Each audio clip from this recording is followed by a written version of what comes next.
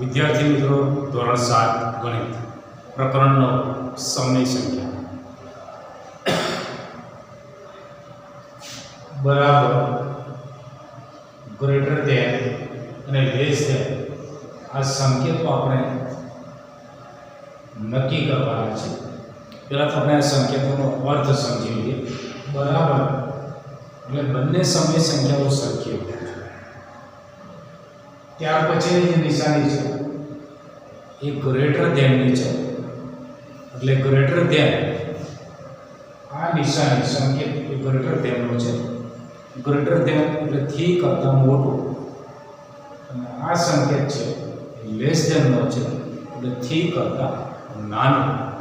અને યાદ રાખવા માટે ગ્રેટર ધેન આ સંકેતમાં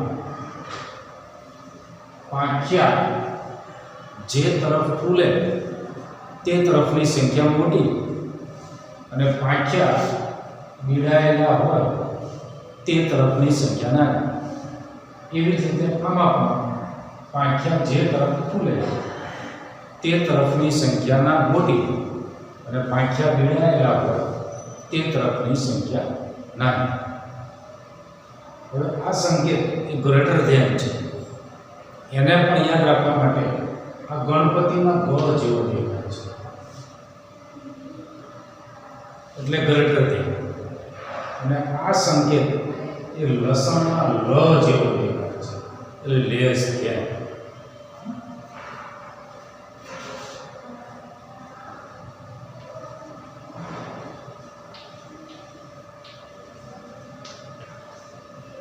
ग्रेटर देन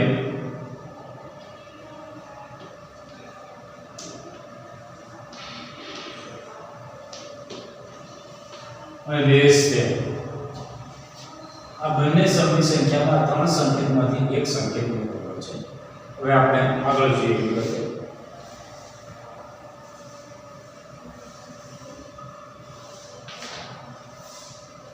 પહેલી સમય સંખ્યા અને બીજી સમય સંખ્યા। पहला तो समय संख्या में नक्की करवानुं छे कई समय संख्या मोटी, एमां ऋण निशानी छे। ऋण निशानी वाली समय संख्या हमेशा नानी थशे अने धन निशानी वाली समय संख्या हमेशा मोटी थशे। हवे ए पहेला समय संख्यानो छेद चकासी लेवानो। अहींया बंने समय संख्याना छेद 3 छे सरखा छे। पहली समय संख्या ऋण छे, बीजी समय संख्या धन छे, એટલે ઋણ હોય તે નાની અને ધન હોય તે મોટી, એટલે બીજી સમય સંખ્યા મોટી થશે। એટલે અહીંયા આપણે નિશાની મૂકીએ લેસ ધેન।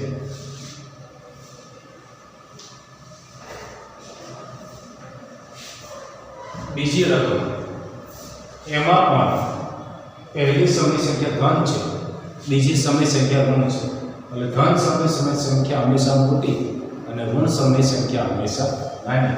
એટલે 3/4 મોટા આવશે, એટલે નિશાની આવશે ગ્રેટર ધેન। ત્રીજી રકમ પહેલી સમય સંખ્યા શૂન્ય છે, બીજી સમય સંખ્યા ઋણ છે। ઋણ સમય સંખ્યા એ શૂન્ય કરતાં નાની હોય છે, એટલે શૂન્ય મોટા થાય અને -1/3 નાના। અહીંયા બંને સમય સંખ્યા ઋણ છે। હવે બંને સમય સંખ્યામાંથી મોટી સમય સંખ્યા અને નાની સમય સંખ્યા નક્કી કરવા માટે બંનેના છેદ સરખા કરવા પડે। અહીંયા પહેલી સમય સંખ્યાનો છેદ 4 છે, બીજી સમય સંખ્યાનો છેદ 5 છે। 4 અને 5 નો લસા શોધી અને આપણે છેદ સરખા।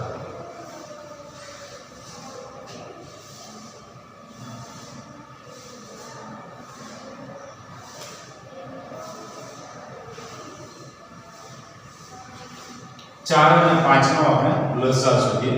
2 વડે ભાગ ચાલે, ફરી પાછો 2 વડે ભાગ ચાલે, 5 વડે ભાગ ચાલે। લસા આવશે 5 × 2 એટલે 10, 10 × 2 એટલે 20, લસા આવે 20।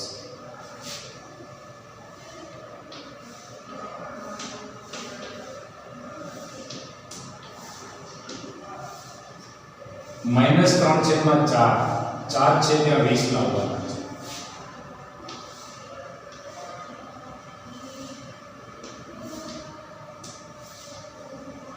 4 ને 5 વડે ગુણ્યા એટલે 20 આવે.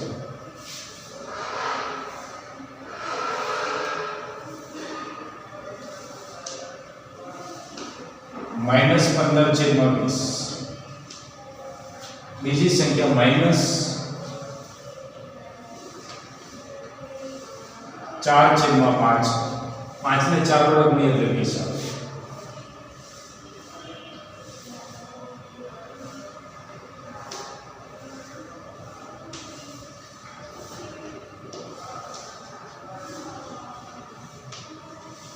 -16/20. -15/20 -16/20 બંનેનો છેદ સરખો થઈ ગયો. અંશમાં -15 છે, અંશમાં -16 છે. તો -15 એ મોટા થશે અને -16 એ નાના થશે. સંખ્યા રેખાને આધારે જો આપણે ગણતરી કરીએ તો -15 મોટા અને -16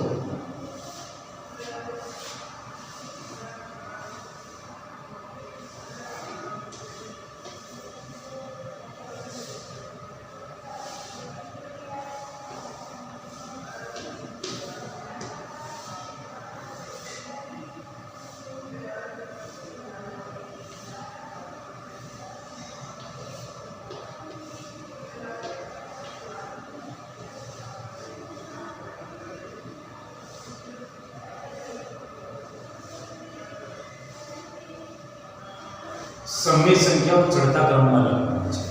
તો ચડતા ક્રમમાં લખવા માટે આ ત્રણેય સમય સંખ્યાના છેદ સરખા હોવા જોઈએ, પણ અહીંયા ત્રણેયના છેદ અલગ હોય છે.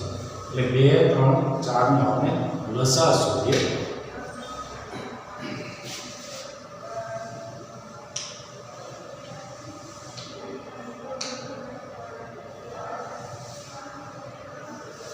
બે વડે ભાગ ચાલશે.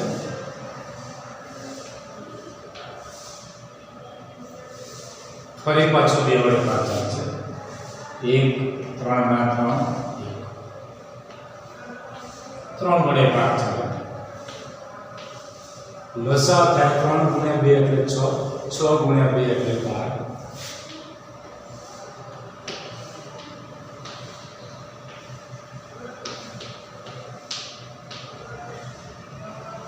લસા આવવા તો પહેલી સમય સંખ્યા -1/2. 2 છે ત્યાં લસા ભાગ લખો છે, તો અંશ અને છેદ બંનેને 6 વડે ગુણો.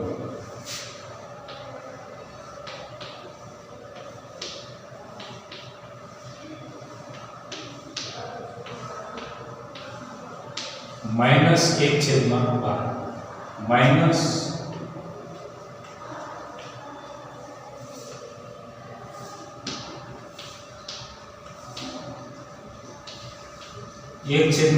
3 છે તે બહાર લાવવા માટે અંશ અને છેદને 4 વડે ગુણો.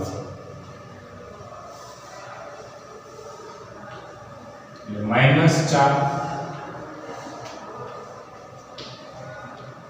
છેદમાં 12 -1/4.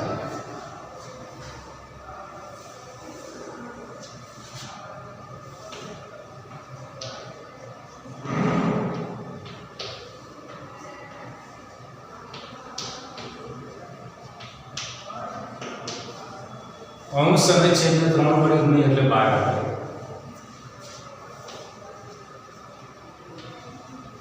-3/12. તો ત્રણેય સંખ્યાઓ આપણે લખીએ. -1/12 6 આવશે. 6 × 6 -6/12 પહેલી સમય સંખ્યા. બીજી સમય સંખ્યા -4/12. ત્રીજી સમય સંખ્યા -3/12. હવે ચડતા ક્રમમાં ગોઠવવા માટે સૌથી પહેલી નાની સમય સંખ્યા આવશે. એટલે -6 -4 અને -3 એમાં સૌથી નાની સમય સંખ્યા -6/12. ત્યાર પછીની સમય સંખ્યા -4/12 અને -3/12.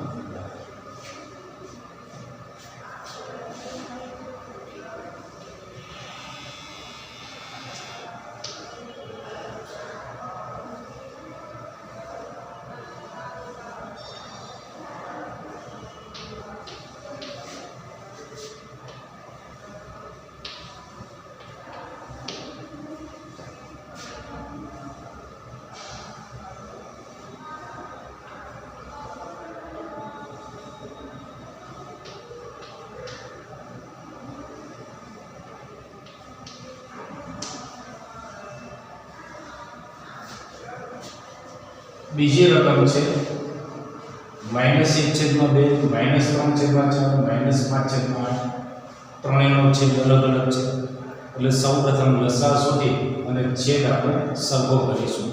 હવે લસા શોધવામાં 8 છે એમાં 4 સમાયેલા છે 4 ગુણ્યા 2. એવી જ રીતે 8 માં 2 પણ સમાયેલા છે એટલે લસા આવશે 8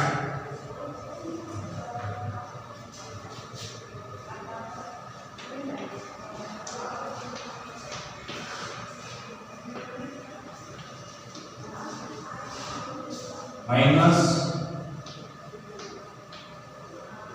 1/2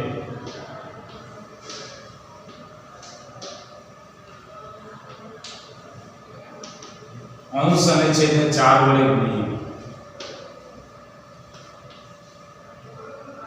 એટલે છેદમાં 8 આવશે -4/8.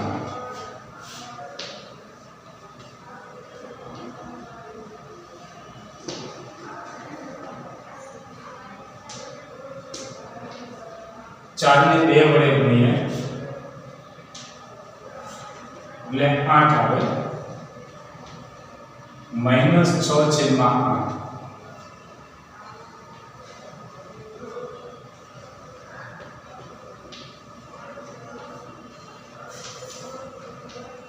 आठ ने 1 वडे गुणिया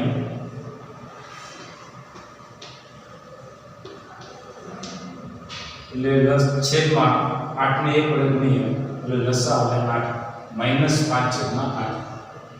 હવે ત્રણેય સંખ્યાને આપણે અહીંયા લખીએ -4/8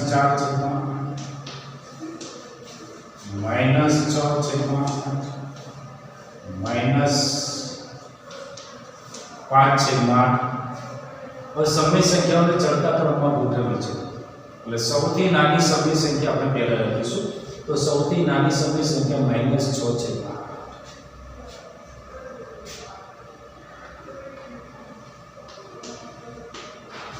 ત્યાર પછીની મોટી સમય સંખ્યા -5/4.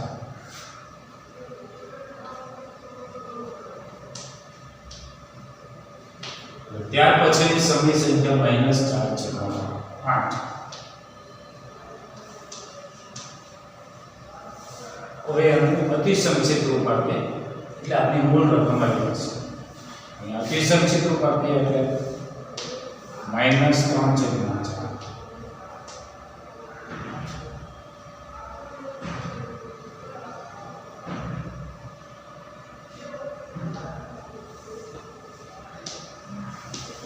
અહીંયા અતિ સંક્ષિપ્ત રૂપ આપી શકાશે નહીં કારણ કે અંશ અને છેદની અંશની સંખ્યા અવિભાજ્ય સંખ્યા છે, છેદની સંખ્યા વિભાજ્ય છે પણ 5ના અવયવ પડતા નથી એટલે અતિ સંક્ષિપ્ત સ્વરૂપમાં જ છે -5/8. -2/4. સમય સંખ્યાને ઉતરતા ક્રમમાં લખવાની છે. છેદનો લસા શોધવો પડે. છેદમાં 6, 12 અને 3 છે. 12 માં 6 સમાયેલા છે. 12 ના અવયવો કરીએ તો 6 ગુણ્યા 2 એટલે એમાં 6 સમાયેલા છે. એવી જ રીતે 12 ના બીજા અવયવ કરીએ 4 ગુણ્યા 3 એમાં 3 સમાયેલા છે એટલે લસા આવશે 12. મોટી સંખ્યા લસા આવે 12.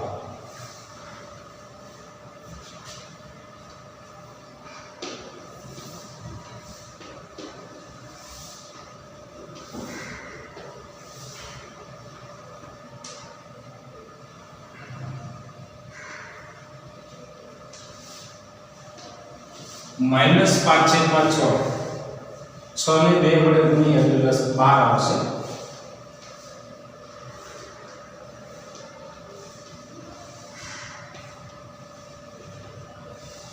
પાંચ દુ 10 -10/12. બીજી સમય સંખ્યા -1/12.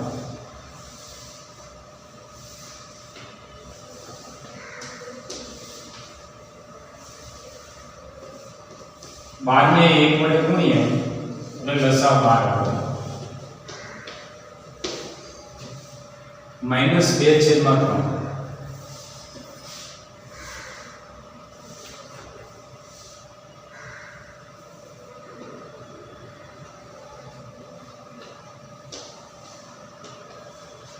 3 ને 4 વડે ગુણીએ એટલે છેદમાં 12 આવે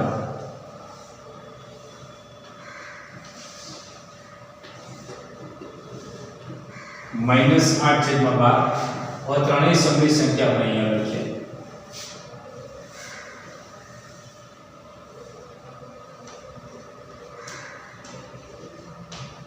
-10 છેદમાં 12 -1 છેદમાં 12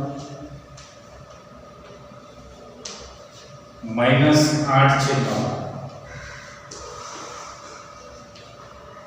હવે ઉત્તરતા ક્રમમાં ગોઠવવા માટે સૌથી મોટી સમય સંખ્યા શોધી અને પહેલા લખવાની છે -10 -1 અને -8 એમાં સૌથી મોટી સમય સંખ્યા -1 થશે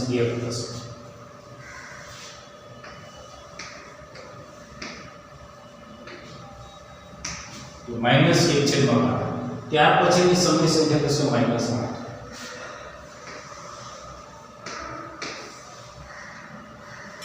અને ત્યાર પછીની સમય સંખ્યા -50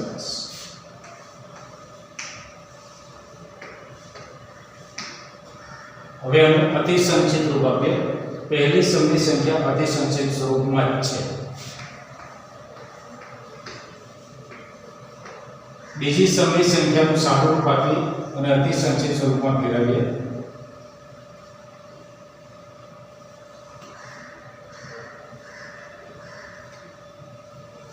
-2 છેદમાં 3 ત્રીજી સમય સંખ્યા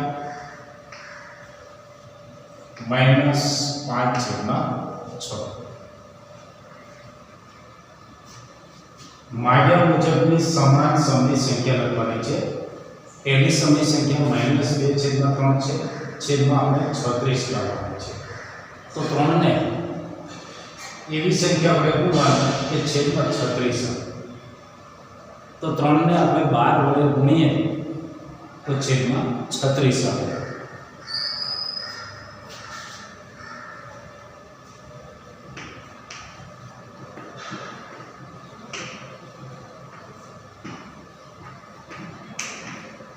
3 ને 12 વડે ગુણીએ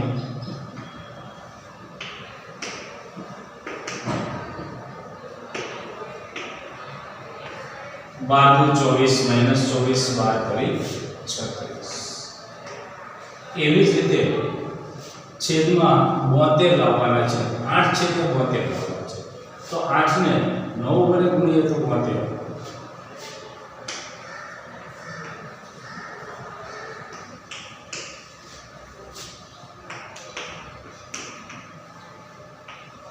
એટલે અંશ અને છેદ બંનેને 9 વડે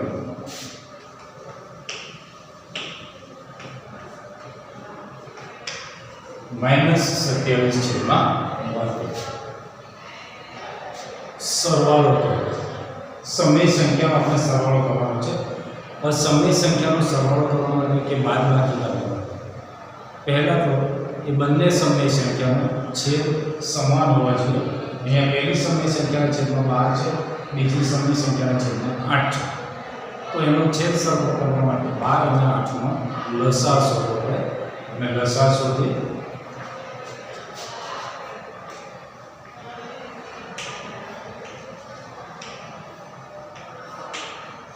12 અને 8 બંનેનો 2 વડે ભાગ ચાલે છે 2 ના ઘડિયામાં 12 આવે છે 2 6 નું 12 એવી રીતે 2 ના ઘડિયામાં 8 આવે છે 2 ચોક 8 2 ના ઘડિયામાં 6 આવે છે અને 2 ના ઘડિયામાં 4 આવે છે એટલે 2 6 2 2 4 2 ના ઘડિયામાં 2 આવે છે 3 આવતા નથી એટલે 3 ના 3 2 1 2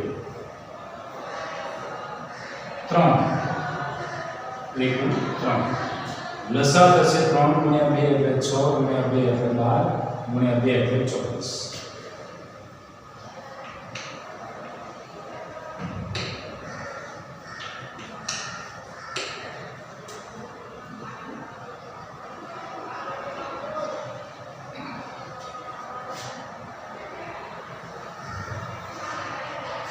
पहली समय संख्या -5 छेदમાં 12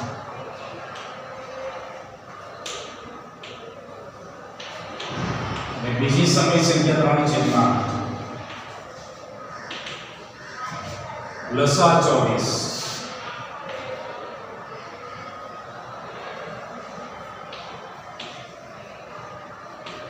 12 ને 2 વડે ગુણીએ એટલે 24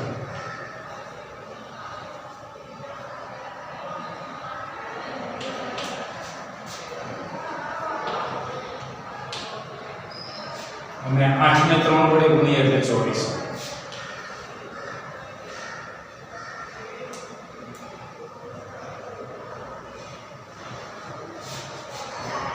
અંશ અને છેદ બંનેને 3 વડે ગુણવાના પહેલી સમય સંખ્યાના અંશ અને છેદ બંનેને 2 વડે ગુણવાના -10 છેદમાં 24